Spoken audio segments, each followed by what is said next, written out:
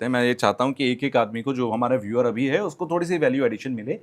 और मैं ये चाहता हूं कि आप जब उसको उसका प्रेडिक्शन बताएं तो ये भी बताएं कि उसकी गाइडेंस क्या रहनी चाहिए, उसे क्या करना है क्या नहीं करना, और अगर कुछ मुश्किल है तो उपाय भी दे दीजिएगा। जी, जैसे कि राशि के हिसाब से हम सबसे पहले मेष राशि से ले लेते हैं। ठीक है। सबसे पहले तो हम बताते हैं कि मिथुन, कर्क, कन्या और मकर राशि वाले जितने भी लोग हैं, मकर राशि वालों के ऊपर, मिथुन राशि वालों के ऊपर, कर्क राशि वालों के ऊपर इनकी किस्मत में चार चांद लगने वाले हैं। यानी अच्छा। कि पुराने कुछ समय से जितनी भी मुसीबतें चल रही थी, उन सभी मुसीबतों से मुक्ति मिलेगी और इनका जो समय है बहुत बेटर वे में बहुत अपग्रेड होने वाला है। अब बात करते हैं सबसे पहले मेष राशि की। जी। तो मैं ये बता दूं कि मेष राशि के हिसाब से बृहस्पति कुंडली के चतुर्थ भाव में होंगे। चौथा घर किसका है? सुख का, संपत्ति का, इनकम का, आय का, भूमि का, वाहन का। ठीक है। तो बृहस्पति भी अपनी माता से बेहद प्यार करते थे। तो बृहस्पति का चौथे घर में मैं बता दूं, वैसे तो बृहस्पति को कुंडली के दूसरे घर में, कुंडली के पांचवें घर में, जी। कुंडली के 9वें घर में, कुंडली के 10वें घर में और कुंडली के 11वें घर में कारक माना गया है। यानी अच्छा। कि हर ग्रह का अपना एक नेचर है।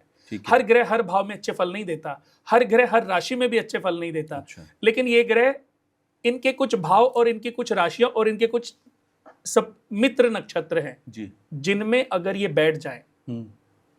तो व्यक्ति की सक्सेस के पैमाने को कई गुना अपग्रेड कर देते हैं।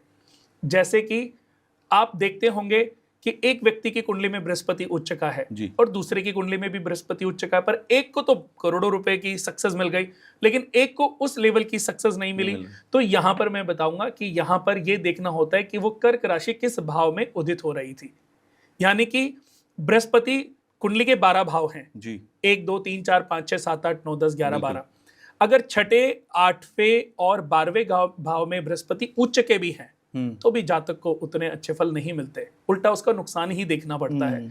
और यहीं पर अगर ये जन्म कुंडली का सेकंड हाउस हो, कुंडली का चतुर्थ हाउस हो, कुंडली का पंचम हाउस हो, कुंडली का तीसरा हाउस हो, 9th हाउस, 10th हाउस, एकादश हाउस हो, जी। फर्स्ट हाउस हो, जहां पे कर्क राशि या जिस राशि में उच्च के हैं वो उदित हो रही है, तो उस जातक के लिए तो बहुत ही लाभदायक ये सिद्ध हो सकते हैं। अब जैसे मैंने अभी बात करी कि मिथुन राशि, कन्या राशि और मिथुन राशि के हिसाब से, मकर राशि के हिसाब से, कर्क राशि के हिसाब से जातकों को क्यों फल मिलेगा, क्योंकि अगर मैं बात करूं कर्क राशि की जी। तो मिथुन लगन कुंडली होगी, कर्क राशि में उच्च के भी माने गए हैं तो उनकी दृष्टियां भी बहुत अच्छी होंगी। तो जितने भी लोग हैं उनको इसका फायदा मिलेगा। लेकिन हम शुरू से बात करते हैं मेष राशि की। तो मेष राशि के अकॉर्डिंग बृहस्पति चतुर्थ भाव में होंगे और चौथा घर सुख, संपत्ति, इनकम, आय, भूमि, वाहन का है। चौथे घर से बृहस्पति सुखों में वृद्धि करेंगे। अच्छा। उसके उसके बाद उनकी पांचवी जो दृष्टि है वो पड़ रही है 8वें भाव पे। तो 8वें भाव पर कहीं ना कहीं व्यक्ति को स्टमक रिलेटेड पित्त बढ़ेगा, गैस्ट्रिक प्रॉब्लम रह सकती है। अच्छा। यूरिन से रिलेटेड या खाने कॉन्स्टिपेशन से रिलेटेड प्रॉब्लम रहेंगी।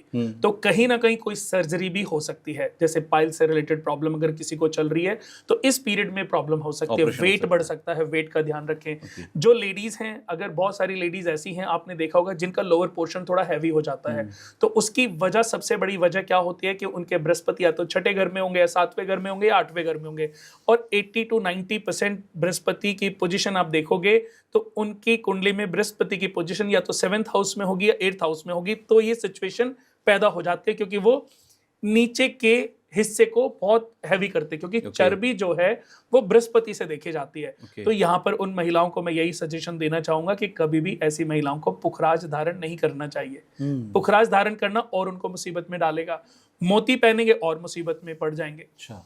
फिर बृहस्पति की जो दृष्टि है वो 10वें भाव पे पड़ रही है और 10वें भाव पे अगर मैं देखूं तो नीच की दृष्टि हो गई, क्योंकि हर ग्रह जिस राशि में उच्च का होगा उससे 7वें भाव में उनकी जो दृष्टि है वो नीच की होगी। अच्छा। तो कहीं ना कहीं बिजनेस में स्टार्टिंग में, यानी कि जैसे ही वो ट्रांजिट होंगे उनकी डिग्रियां कम होंगी, लेकिन जैसे ही वो ट्रांजिट होंगे तो 1-2 महीने बिजनेस में अनबैलेंस आएगा। कुछ ना कुछ ट्रबल आ जाएंगे। तो उन ट्रबल्स को समाप्त करने के लिए ऐसे व्यक्ति को चाहिए, अगर फील करते हैं आपकी लाइफ में कुछ ट्रबल आ गया है, कुछ प्रॉब्लम आ गई है, तो पानी में हल्दी या केसर डाल के शिवलिंग पे चढ़ाएं और वहीं पर बैठ करके ओम ग्राम ग्रीम ग्रोम से गुरुवे नमः या ओम ही श्री बृहस्पति नमः इस मंत्र का जाप करें। अब मैं बात कर रहा हूं बृहस्पति की 9वीं दृष्टि। बृहस्पति की 9वीं दृष्टि 12वें घर पे पड़ रही है, लॉसेस खत्म हो जाएंगे, प्रॉब्लम जो चल रही तो उनसे मुक्ति मिलेगी। अगर कोर्ट कचहरी से रिलेटेड कोई भी प्रॉब्लम चल रही है, ऐसे व्यक्ति जेल में है, थाने में है, उससे मुक्ति मिलेगी, यानी कि सजा खत्म होगी और व्यक्ति बाइज्जत बरी भी हो सकता है अगर कोई ऐसा व्यक्ति है।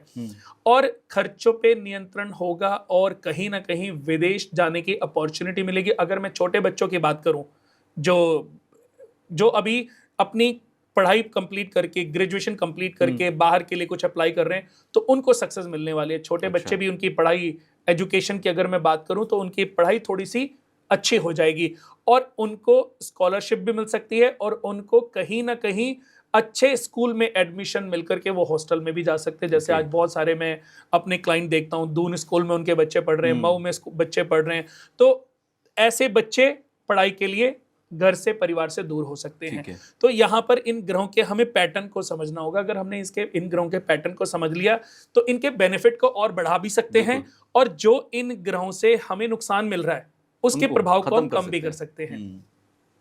तो यहां पर यही बोलना चाहूंगा कि जितने भी मेष राशि वाले लोग हैं उनके लिए उपाय है, थर्सडे को पानी में हल्दी डाल करके शिवलिंग पे जल अभिषेक करें, पानी में थोड़ी सी हल्दी डाल लें और ओम ग्राम ग्रीम ग्रोम से गुरुवे नमः इस मंत्र का जाप करते रहें। आपकी समस्याओं का समाधान होगा और जीवन में एवरी डे आप फील करेंगे कि मन को शांति, मन को पीस और आपका जो वैभव है, आपका जो कार्य क्षेत्र है उसमें उपलब्धि भी बढ़ रही है और आपकी गरिमा भी बढ़ रही है।